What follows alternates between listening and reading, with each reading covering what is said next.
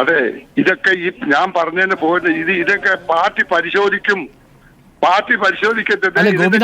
ഒരേ ഒരു വിഷമം, ഇനി ആ പാർട്ടി പരിശോധിച്ചിട്ട് ഈ കുടുംബത്തിന് ഗുണമുണ്ടാവും. പക്ഷേ നഷ്ടപ്പെട്ടു പോയ നിങ്ങളുടെ സുഹൃത്ത് നഷ്ടപ്പെട്ടു പോയ ഈ സാമ്പത്തിക ബന്ധത്തിലൊന്നുമല്ല നഷ്ടപ്പെട്ടത്. അത് ഞാൻ വിശ്വസിക്കുന്നില്ല. പിന്നെ എന്തിനാണ് സാമ്പത്തിക ബന്ധത്തിലൊന്നും അതെന്താ പറയാൻ കാരണം എന്നറിയാം. 23-ാം തീയതി കരുണാകരന്റെ അനുസ്മരണത്തിൽ പുള്ളി പങ്കെടുത്തിട്ട് ഉദ്ഘാടനം ചെയ്ത ആളാണ്. വളരെ സന്തോഷത്തോടുകൂടി പോയതാ. ആ പോക്ക് പോയത് പുള്ളിയുടെ മകന് ജോലി കിട്ടാത്ത വിഷമം പുള്ളിക്കുണ്ട്. ആ ഒരു കാര്യം മാത്രമേ നിങ്ങളോട് ഞാൻ യോജിക്കുന്നുള്ളൂ. ജോലി കിട്ടാതെ പോയത് എന്തുകൊണ്ടാണ്? അത് ഇപ്പോഴത്തെ ചെയർമാനായ DP രാജശേഖരൻ മനഃപൂർവ്വം കൊടുക്കാതിരുന്ന അത് ഞാൻ നേരത്തെ പറഞ്ഞാണല്ലോ. ആ കാര്യത്തിൽ മാത്രമേ ഞാൻ യോജിക്കുന്നുള്ളൂ. അല്ല, പക്ഷേ അപ്പൊ ജോലി കിട്ടാതെ പോയി എന്നുള്ളത് വാസ്തവം. പക്ഷേ താങ്കൾ തന്നെ പറയുന്നു ഇത് നേരത്തെ എഴുതി വെച്ച കത്താണ്. അതിൽ തന്നെ 60-65 ലക്ഷം രൂപയുടെ ലോൺ അദ്ദേഹത്തിനുണ്ട്. അപ്പൊ ആ ലോണിന്റെ കാര്യത്തിലൊന്നും അദ്ദേഹത്തിന് വിഷമം ഉണ്ടായിരുന്നില്ലെന്നാണോ താങ്കൾ പറയുന്നത്? അല്ല, അതെങ്ങനെ ഞാൻ എന്റെ അമാനുഷ്യനാണ് അത് സംസാരിക്കാൻ? എന്റെ ഒരു വേർഷനാണ് ഞാൻ പറഞ്ഞത്. താങ്കളുടെ വേർഷനാണ് ഞാൻ ചോദിക്കുന്നത്. താങ്കൾ സന്തോഷത്തോടുകൂടി ലീഡറിന്റെ പരിപാടിയിൽ പങ്കെടുത്തു എന്ന് പറഞ്ഞുകൊണ്ട് ഞാൻ ചോദിച്ചതാണ്. ഈ സമയം അത് കഴിഞ്ഞ് അദ്ദേഹം വന്ന് മണിക്കൂറുകൾക്കുള്ളിൽ വിഷം കഴിച്ച് മരിക്കണമെങ്കിൽ അതല്ല. അദ്ദേഹത്തിനെ സംബന്ധിച്ചിടത്തോളം മകന് അല്പബുദ്ധി കുറവുള്ള ഒരാളായതുകൊണ്ട് രാവിലെ ബാങ്കിൽ പോയി കഴിഞ്ഞാൽ വൈകിട്ടേ വരുത്തുള്ളൂ. പിന്നെ വീട്ടിൽ പ്രശ്നങ്ങളില്ല. മറ്റേ ഒരു ജോലി ഇല്ലാതെ വീട്ടിൽ കയറി കഴിഞ്ഞപ്പോഴത്തെ പുള്ളിനെ പോപ്പപ്പ് ചെയ്ത് കൊണ്ടുപോകാൻ പാടാണ്. അതിൽ പുള്ളി മാനസികമായിട്ട് വളരെ, അതായത് മകന്റെ കാര്യത്തിൽ ജോലി കൊടുക്കാമെന്ന് പറഞ്ഞത് ജോലി കൊടുക്കാത്ത സാഹചര്യത്തിൽ അതിൽ മനം നൊന്ത് ആത്മഹത്യ ചെയ്തു എന്നതാണ് താങ്കൾ വിശ്വസിക്കുന്നത്. അല്ലാതെ സാമ്പത്തിക ബാധ്യതയല്ല കാരണമെന്നാണ് താങ്കളുടെ വാദം. അതിൽ പുള്ളിക്ക് വിഷമുണ്ട്. ആത്മഹത്യ ആ വിഷമത്തിന്റെ ധാരണയിൽ പുള്ളി എന്തും ചെയ്യുമെന്ന് എന്നോട് പറഞ്ഞിട്ടുണ്ട്.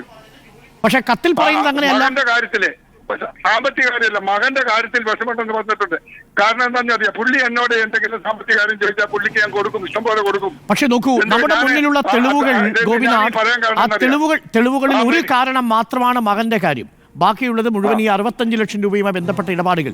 പല ബാങ്കുകൾ, പൂതാടി ബാങ്കിലാണെങ്കിലും കൽപ്പറ്റ ബാങ്കിലാണെങ്കിലും ബത്തേരി ബാങ്കിലാണെങ്കിലും നടത്തിയ നിയമനവുമായി ബന്ധപ്പെട്ട കാര്യങ്ങൾ പറയുന്നു. ആ നിയമനവുമായി ബന്ധപ്പെട്ട് കോഴ കൊടുക്കുകയും അതിനുള്ള ചെക്ക് കൊടുക്കുകയും ചെയ്തിട്ടുണ്ടെന്നാണ് അദ്ദേഹം പറയുന്നത്. അതൊക്കെ ഈ പറയുന്ന എല്ലാ കാര്യങ്ങളും എല്ലാവരും ആലോചിച്ച് ഇതൊക്കെ പരിശോധിച്ച് കഴിഞ്ഞ ശേഷം അതിനെപ്പറ്റി എന്തെങ്കിലും പറയാൻ പറ്റൂ. ശരി, അത് പരിശോധിക്കട്ടെ. ഒരു കാര്യം കൂടി, സണ്ണി ജോർജ് എന്ന് പറയുന്ന ബത്തേരി, ഒരു നിമിഷം കോൺടസ്റ്റിലാണെന്നുള്ളവർ അന്വേഷിക്കട്ടെ, അല്ലാതെ എന്താ പറയാൻ പറ്റുക?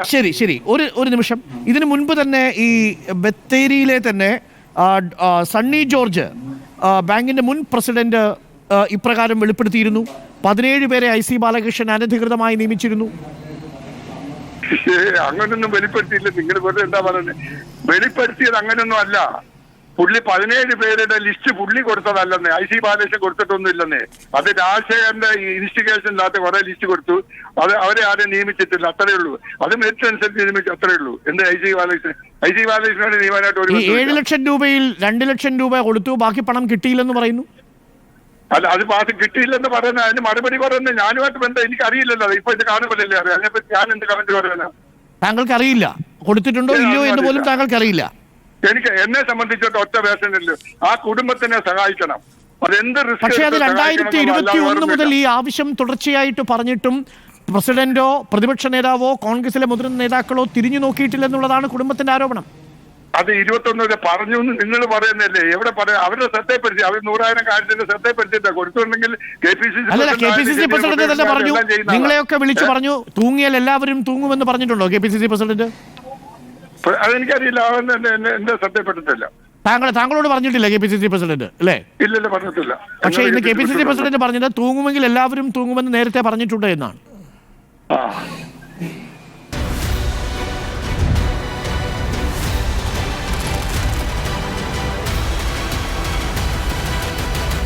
Debate with Dr. Arun Kumar.